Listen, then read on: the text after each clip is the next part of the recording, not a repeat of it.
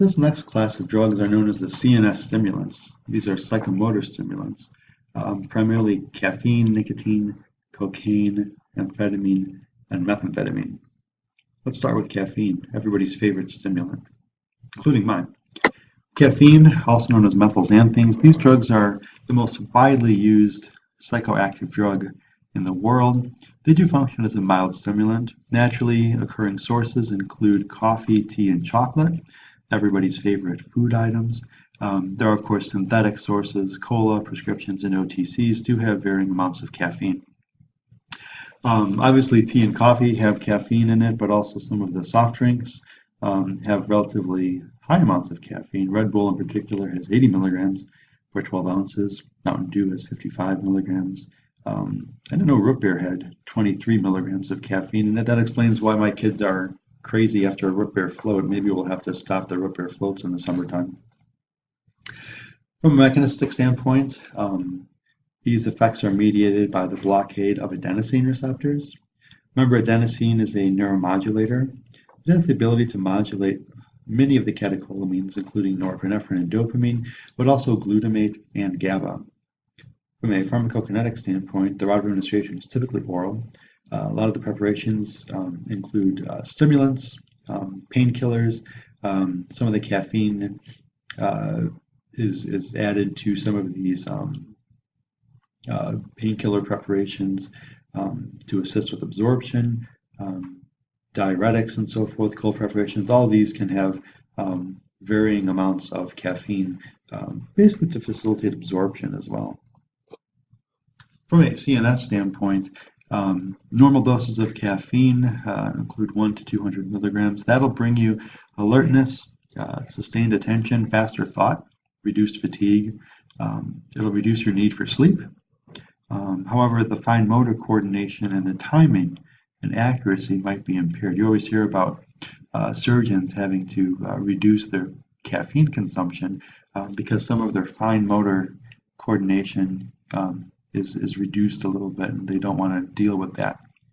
Heavy doses, upwards of 1.5 grams per day, can produce obviously insomnia and anxiety, as well as agitation. For anybody who's given up caffeine cold turkey, there is a very unpleasant withdrawal syndrome associated with this, and this is due again to the adenosine receptor density and increased adenosine receptor sensitivity. And so patients are lethargic, they're irritable, and the caffeine headache is real. I know, I've experienced it. Nicotine is another stimulant everybody loves to hate and hates to love. It's one of the 4,000 or so chemicals that are found in smoke, looking at cigarettes, cigars, pipes. Now we've got different formulations. We've got chewing tobacco, snuff, e-cigarettes, people vape. I forgot to put on here the traditional hookah. That's also another source of nicotine. It's a major psychoactive agent in pretty much every tobacco product. There are nicotinic, of course, acetylcholine receptors, both in the periphery and the CNS, and that stimulates low doses and blocks at high doses. During the stimulation phase, you can stimulate the release of dopamine from the ventral tegmental area. And nicotine also has the ability to inhibit monoamine oxidase as well. It's a mechanism many people forget about.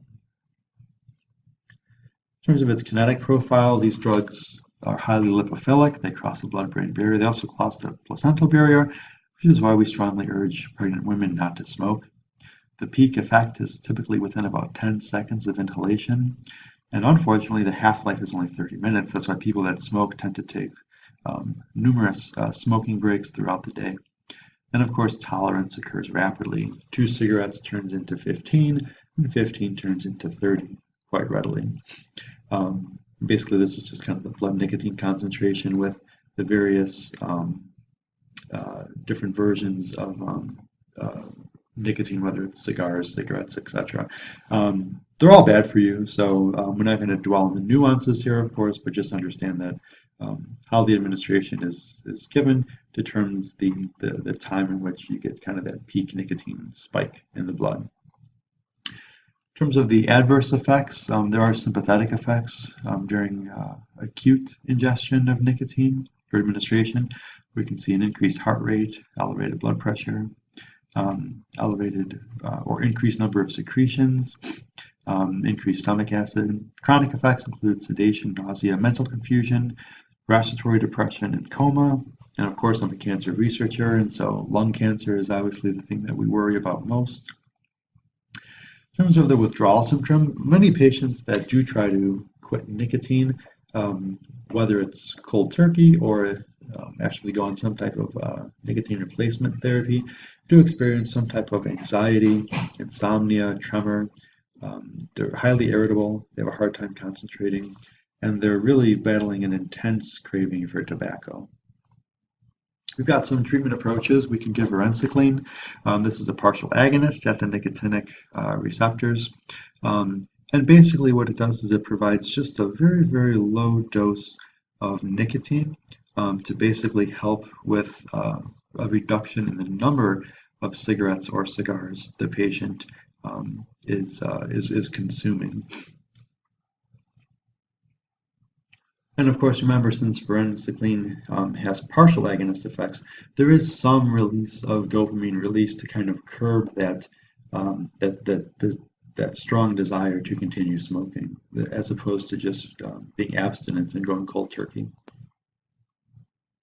In terms of dependence treatment options with nicotine, we can give bupropion. This will inhibit the uptake of dopamine and norepinephrine. And there are also different nicotine replacement therapies that are really all effective. Gums, patches, lozenges, now there's a spray. All these can be implemented rather successfully to assist in the patient quitting these cigarettes.